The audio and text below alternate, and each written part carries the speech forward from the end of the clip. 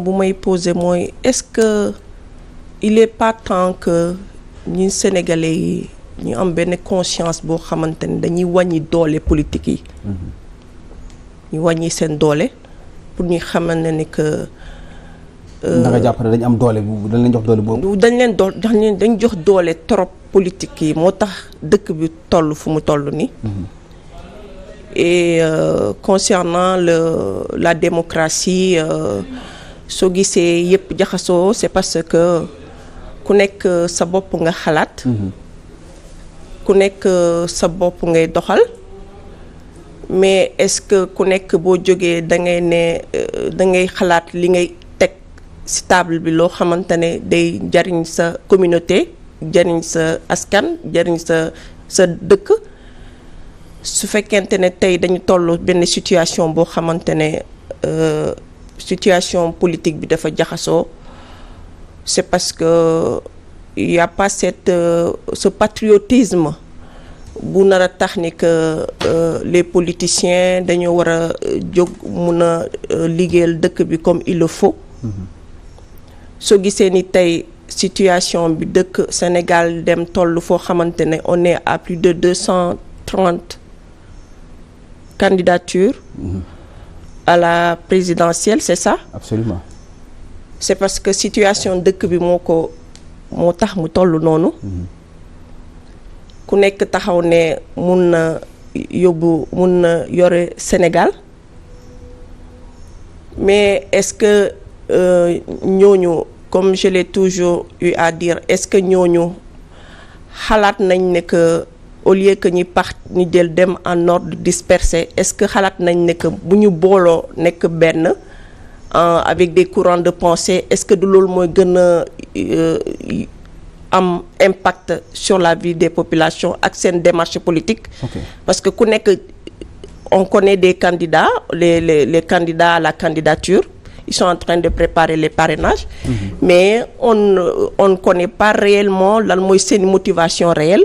fan la ñu bëgg a yóbbu dëkk bi est-ce que ils sont là tout simplement pour des calculs politiques et politiciens pour que suba ñi mun a xool fan la ñuy rallier ak ku nekk fan nga war a taxaw est-ce que loolu la.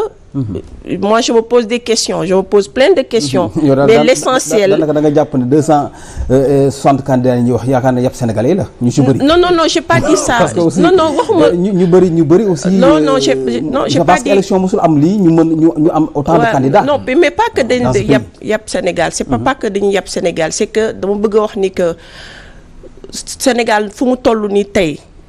su fekkente ne nit ñi dañu bëgg suñuy dëkk bi mu mel comme nu mu meloon. te mu nar a continuer ci dëkk jàmm. les politiciens dañoo war a bokk. dinaa jox benn exemple par exemple vous avez parlé du cas Ousmane Sonko et tout. C'est un frère de la Casamance je lui souhaite prompt rétablissement. te mu bàyyi grève de la faim. su fekkente ne. Sénégal moo ko ñor donc grève de la faim c'est pas un combat pour moi. Donc Nelson Mandela def na. Est-ce qu'il n'a pas assez subi de justice? Nelson Mandela def na 26 ans de prison. Il a subi tous les torts du monde mais deful benn grève de la faim. Donc taxaw na xaar ba jotom ba bësam jot. mu nar a def li ko yàlla jox li ko yàlla d'accord. Donc Ousmane Sonko du dem ba tollu fii. muy def grève de la faim c'est comme si ñi nekk ci ginnaawam daf leen fàtte. parce que il y va de sa santé aussi. Absolument. Donc si la santé ne tient pas ça veut dire que tout le projet va s'écrouler. Donc Ousmane doit être à la limite un petit peu moins égoïste. Par rapport à tout ce qui l'entoure. Maintenant, est-ce que égoïsme la wala forme de lutte la. Je ne sais pas c'est mon avis en tant que citoyenne. nit ku ñu xañ aussi say àq ak yelleef. Oui mais encore une fois santé bi moo aussi pâtir parce que grève de la faim ça impacte les reins et quand un rein est endommagé c'est irrécupérable foofu lay waxee. Donc il faut qu'il pense d'abord sa santé ensuite ceux qui vont avec lui moi je suis pas du PASTEF mais je lui donne un conseil. Il y a des grands leaders ñoo xamante ne jaar nañ fi ci àdduna bi j'ai cité Nelson Mandela il a subi beaucoup de torts mais quand même il s'est battu dafa garder lu mu war a lu ko yàlla teg mais après li yàlla déddu yàlla may na ko jox na ko mu nekk président de l'Afrique du Sud. ok bu fekkente ne yàlla dafa tudd ne Ousmane Sonko day nekk président du Sénégal mais kenn mënu ci dara loolu yàlla daf ko def ba pare. mais Ousmane Sonko bu mu fàtte ni que tamit ne que am na ñi ma àndal te ñi ma àndal ci biir tamit am na ñoo xamante ne tey man je ne peux pas comprendre que y a dans l'opposition hein, je parle de l'opposition ceux qui étaient avec Ousmane Sonko naka la ñu mën a nekk à un moment vraiment dur de la situation politique ils étaient tous avec Ousmane Sonko. Aujourd'hui on n'entend plus parler personne, ils sont tous dans les parrainages et tout. Ce qui veut dire que j'aurais aimé que cette force-là qui était autour de Ousmane Sonko, bu la neexoon tey ñi bloqué élection yi bu ñu dem élection. absolument bu la neexee ñi bloqué élection yi duñu dem élection mais pourquoi léegi ku nekk di dem ci sa parrainage bopp. da nga bëgg wax ne Ousmane dañ ko bàyyee nattoom daal. mais dañ ko bàyyil c'est parce que y en a qui se sont fait qui ont tout simplement utilisé le être au soleil pour juste voilà avoir ce qu'ils ont à avoir mais moi je trouve que loolu c'est pas un bon compagnonnage politique autant aussi du camp du président de la République. Si le président de la République dem ba toog à un certain moment ni oui ni non troisième mandat moo ñu indi situation bi tey. bu fekkee ne il avait de bons conseillers ñoo xamante ne dañ ko doon wax mu teel a jël décision mais Sénégal du toll fii donc moo tax dama ne politiciens yi nañu xam lu tax ñuy jóg c'est quoi leur motivation réelle pour le Sénégal. foofu dama lay interpeller par rapport ak ce frère de la Casamance muy Ousmane Sonko di maire de Ziguinchor aussi ci situation yi muy dund parce que ku mën a wax xam ne Ousmane Sonko yaakaar naa ne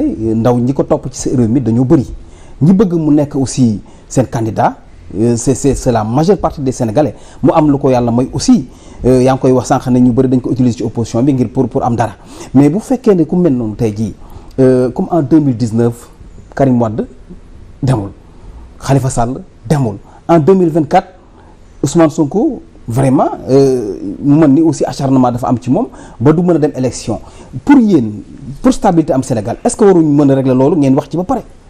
Ouais, mais vous savez il y a une affaire qu'on appelle c'est une affaire qui est là une affaire de droit une affaire de justice. Moi je suis pas avocate je peux pas me prononcer sur le dossier ce dossier-là que ça soit mun ma si joxe sama kii parce que je suis pas dans le droit d'accord mais li ma mën a wax ne mooy non y a les hommes les juristes sont là nañ def loo xamante ne avant 2024 avant que élection yi di xam di ñuy wax loo xamante ne que le droit soit dit que le droit parce que personne n'est au-dessus du droit. Personne n'est au-dessus du droit.